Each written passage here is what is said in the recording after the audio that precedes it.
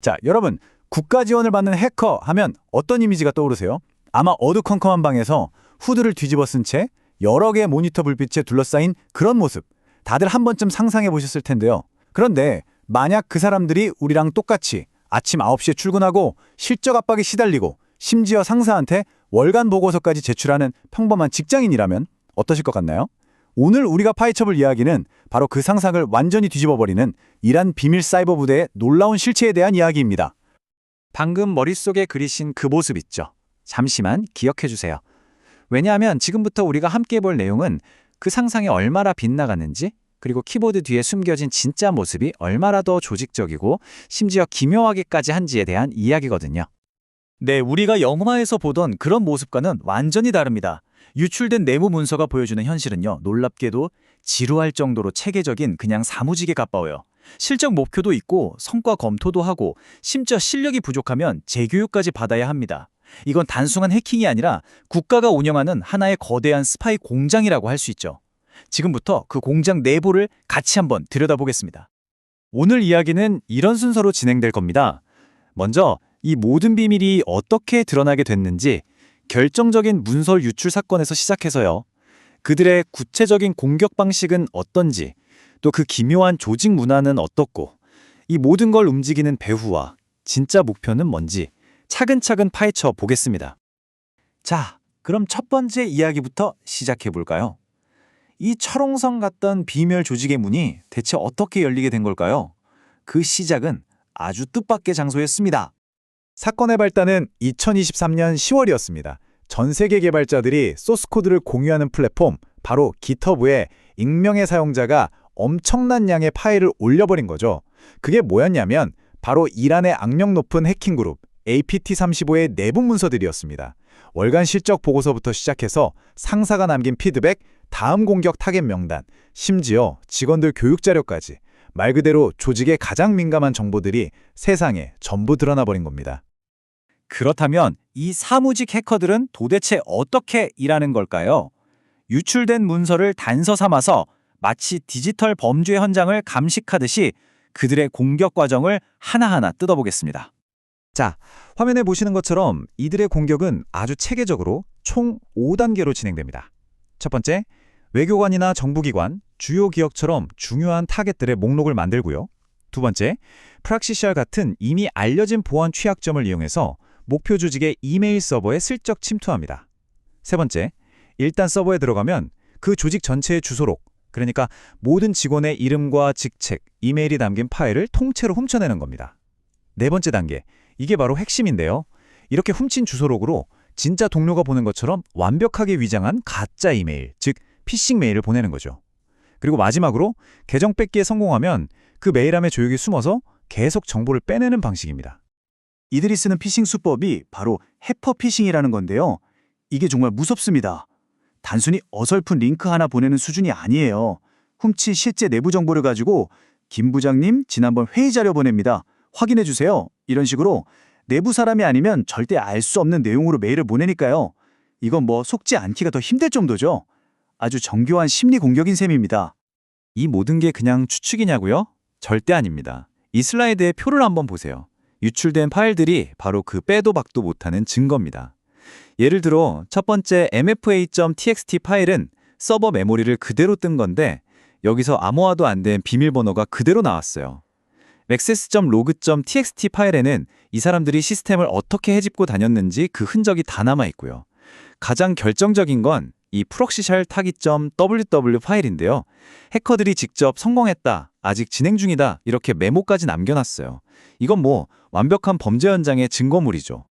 자, 지금까지 기술적인 부분을 봤으니 이제는 그 조직의 내부로 더 깊이 들어가 보죠. 이쯤 되면 궁금하시죠? 대체 어떻게 해킹 부대가 이렇게 평범한 회사처럼 돌아갈 수 있었을까요? 그 기묘한 조직 문화를 한번 들여다보시죠. 그리고 여기서 정말 기가 막힌 사실이 드러납니다. 바로 이 슬라이드인데요. 이게 해커들의 월간 성과 보고서, 우리 회사에서 쓰는 KPI 보고서랑 똑같은 겁니다. 이번 달에 피싱 메일은 몇 개나 보냈는지, 계정 탈출은 몇 건이나 성공했는지 이런 걸로 실적을 평가받는 거예요. 표 오른쪽을 한번 보세요. 감독관이 직접 써놓은 메모까지 있습니다. 템플릿 다양성 재교육 필요. 믿어지세요? 이게? 꼭 회사에서 상사가 김 대리 보고서 양식이 맨날 똑같잖아. 좀 창의적으로 써봐. 이렇게 잔소리하는 거랑 뭐가 다릅니까? 사이버 전쟁의 최전선에서 이런 대화가 오고 간다니 정말 상상도 못할 일이죠. 이 조직은 그냥 모여서 일하는 게 아니라 아주 철저하게 분업화되어 있었습니다. 마치 잘 돌아가는 공장처럼요. 새로운 해킹 기술을 만드는 팀, 훔친 비밀번호를 관리하는 팀, 아까 말씀드린 그 무서운 HORB 피싱만 전문으로 하는 팀, 그리고 24시간 내내 훔친 메일함을 들여다보는 팀까지 각자 역할이 딱 정해져 있는 거예요. 그렇다면 이 거대한 공장의 부품처럼 움직이는 사람들은 대체 누구고 무엇을 위해 이런 일을 하는 걸까요? 그 배후와 진짜 목적을 파헤쳐 보겠습니다. 유출된 문서는 이 조직의 꼭대기에 이란의 막강한 군사 조직이죠. 혁명수비대 소속의 아바스 라흐롭이라는 인물이 있다고 지목합니다. 이 사람이 여러 유령 회사를 내세워서 자금도 대고 조직원들 신분도 숨겨주는 역할을 한 거죠. 이건 이 그룹이 단순한 범죄 집단이 아니라 국가가 직접 운영하는 군사 조직이라는 걸 보여주는 명백한 증거입니다.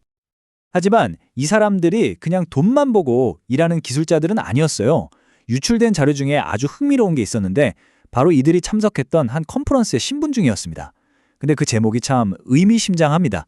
이스라엘 깨지기 쉬운 거울. 이 컨퍼런스는요, 그냥 기술 배우는 자리가 아니었습니다. 자신들의 사이버 공격을 외부의 위협에 맞서는 방어적 성전이라고 정당화하고 디지털 스파이 활동이 곧 적국의 심리를 무너뜨리는 심리전이라는 이념을 주입하는 자리였죠. 평범한 기술자들에게 국가를 위한 임무라는 강력한 명분과 사명감을 불어넣는 일종의 이념 교육의 장이었던 셈입니다. 자, 그럼 이제 좀 더 시야를 넓혀보겠습니다. 이 사이버 스파이 공장이 궁극적으로 노리는 건 뭘까요? 그리고 이들의 활동이 국제사회에 어떤 의미를 가질까요? 이 차트를 보시면 이들이 주로 어딜 공격했는지 한눈에 들어옵니다. 보시는 것처럼 튀르키예, 사우디아라비아 같은 중동의 라이벌 국가들이 대부분이죠. 이걸 보면 이란의 외교적, 군사적 관심사가 어디에 쏠려 있는지 명확하게 알 수 있습니다. 그런데 여기서 정말 놀라운 사실이 하나 있습니다. 바로 대한민국 역시 이들의 주요 타겟 중 하나였다는 점입니다. 이번 유출 사건이 중요한 진짜 이유는 바로 이겁니다. 유출 전까지만 해도 APT-35는 그냥 베일에 쌓인 정체불명의 해커 집단 정도로만 알려졌습니다. 하지만 유출 이후 우리는 그 실체를 알게 됐죠. 월급 받고 실적 평가받고 국가 이념에 따라 움직이는 거대한 국가주도 정보기관이라는 충격적인 진실 말입니다. 자, 이제 오늘 이야기의 마지막입니다. 이 모든 사실들이 지금 우리에게 던지는 질문은 과연 무엇일까요? 사이버 전쟁이 실적 목표가 있는 9시 출근, 5시 퇴근 직업이 될 때 그 책임은 과연 누구에게 있는 걸까요? 그저 명령에 따라 키보드를 두드린 말단 직원일까요? 아니면 그 직원에게 실적을 압박하고 재교육을 지시한 중간 관리자일까요? 혹은 이 모든 걸 기획하고 지시한 국가의 책임일까요? 이건 현대사회의 전쟁이 어떻게 변하고 있는지, 그 윤리는 어디에 있는지 우리 모두에게 정말 무거운 질문을 던집니다. 이렇게 복잡하고 어려운 문제에 대한 답을 함께 고민하는 게 정말 중요하다고 생각합니다. 오늘 저희의 분석이 여러분께 조금이나마 생각할 거리를 드렸다면 좋아요와 구독으로 응원해주세요. 여러분의 그 작은 클릭 하나가 저희가 이렇게 복잡한 세상을 더 깊이 파고드는 컨텐츠를 만드는데 정말 큰 힘이 됩니다. 시청해주셔서 감사합니다.